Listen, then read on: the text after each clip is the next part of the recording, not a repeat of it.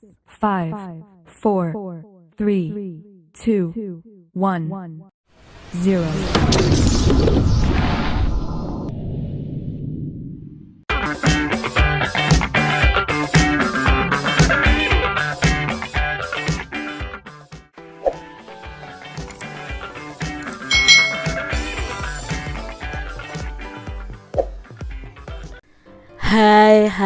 Hai. Selamat datang di channel YouTube Kak Citra. Apa kabar adik-adik semuanya? Kak Citra berharap kalian dalam keadaan yang baik, sehat, dan siap untuk belajar ya. Hari ini kita akan belajar bersama-sama di mata pelajaran tematik khusus kelas 3. Nah, kita masih belajar di tema 7, perkembangan teknologi, subtema 4, perkembangan teknologi transportasi, pembelajaran yang kelima. Mari adik-adik yang hebat, kita belajar dengan penuh semangat ya. Adik-adik, kamu sudah belajar tentang alat transportasi nih. Apakah kamu selalu menggunakan alat transportasi? Lalu alat transportasi apa yang sering kamu gunakan?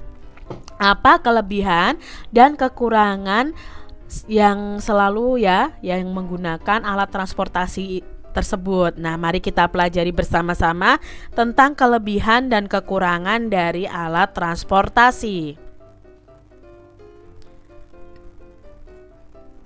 Pergi dengan alat transportasi. Banyak orang memiliki alat transportasi pribadi, yaitu alat transportasi yang digunakan untuk diri sendiri. Ada yang memiliki sepeda, sepeda motor, dan mobil. Ada juga orang yang tidak memiliki alat transportasi pribadi. Mereka menggunakan alat transportasi umum, yaitu alat transportasi yang dipakai bersama-sama. Contohnya ada angkutan kota, bis, dan kereta. Alat transportasi itu dapat menguntungkan dan merugikan adik-adik.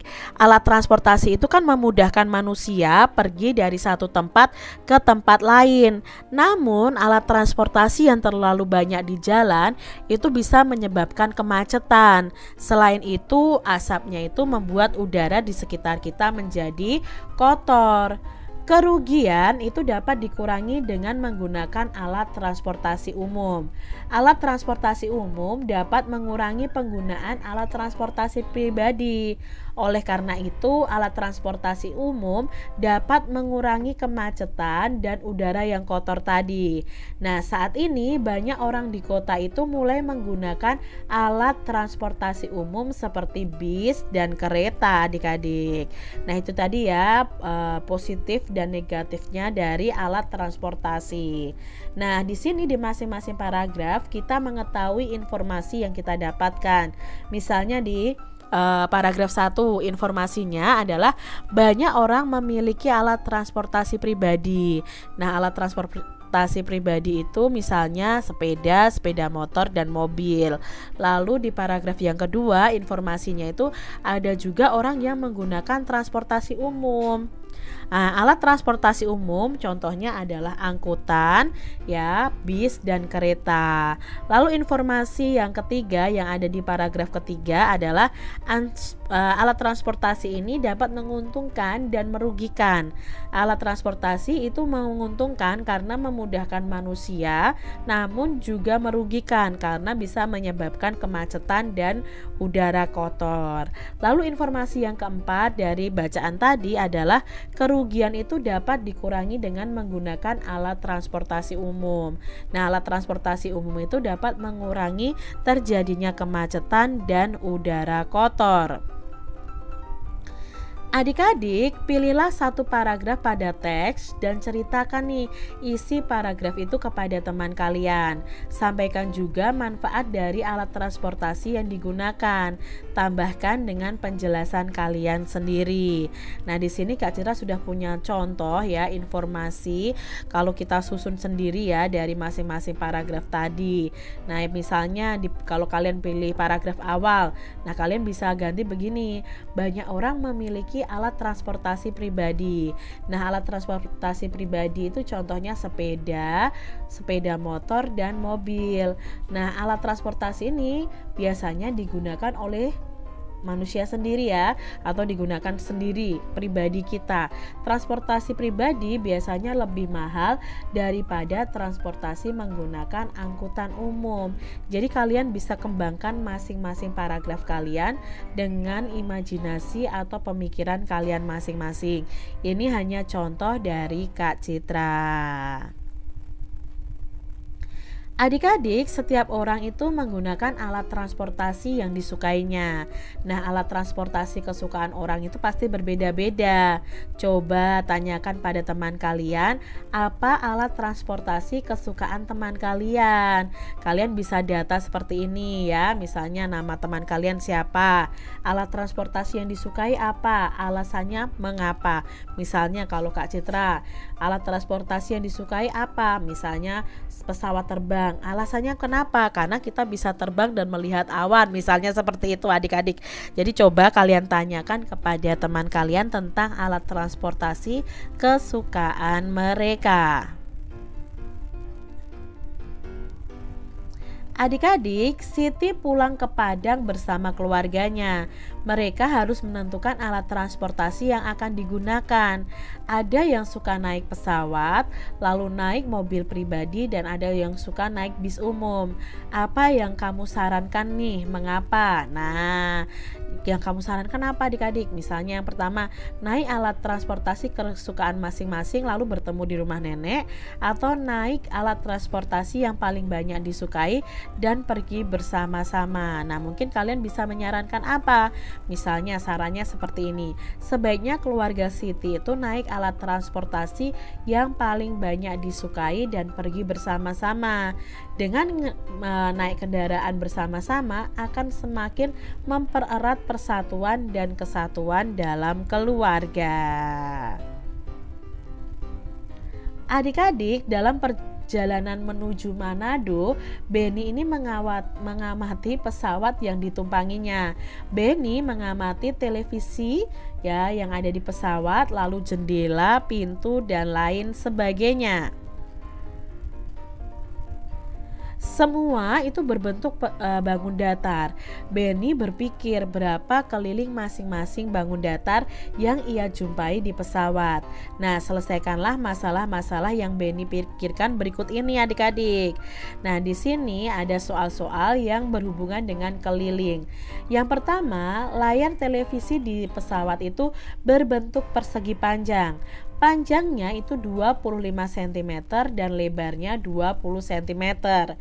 Jika tepi televisi ingin diberi bingkai pelindung, berapa panjang bingkai yang dibutuhkan? Nah, panjang bingkai ini berarti nanti sama dengan keliling televisinya. Maka kita hitung saja keliling dari televisinya adik-adik.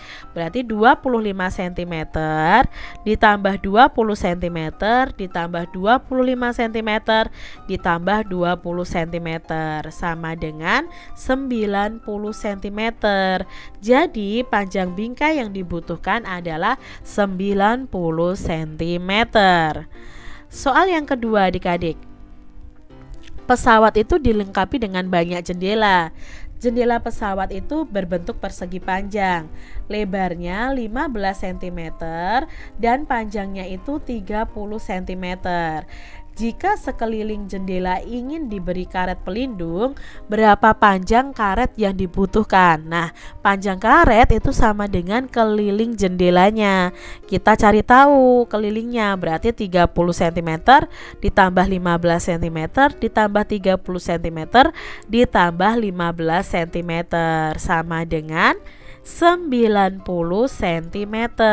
Jadi panjang karet yang dibutuhkan ada 90 cm.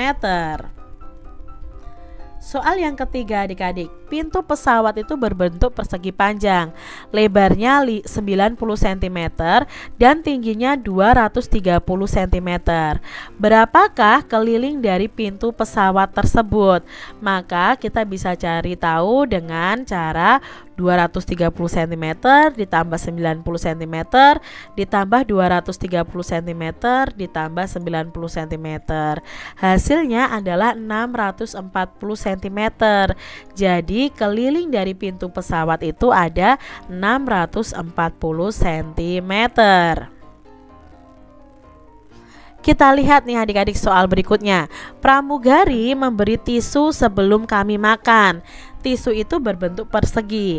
Nah, setiap sisi panjangnya 45 cm. Kalau persegi itu kan semua sisi panjangnya sama, berarti sisinya itu semua panjangnya sama, yaitu 45 cm. Berapa keliling dari tisu tersebut?